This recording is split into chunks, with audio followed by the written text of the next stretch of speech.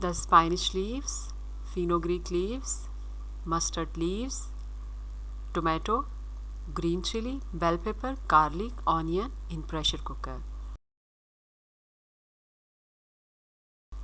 Add salt. Cover and pressure cook for 20 minutes after whistle on medium to high flame. Let the pressure settle naturally. Now beat all mixture on high flame.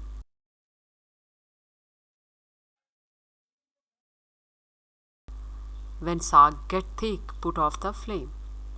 Take a pan on medium to high flame, add ghee and chopped garlic and fry till golden brown. Add the cooked mustard green. Simmer for few minutes until the saag becomes hot. Add fresh cream.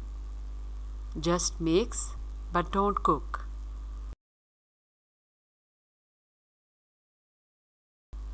Garnish with butter. Greens are ready.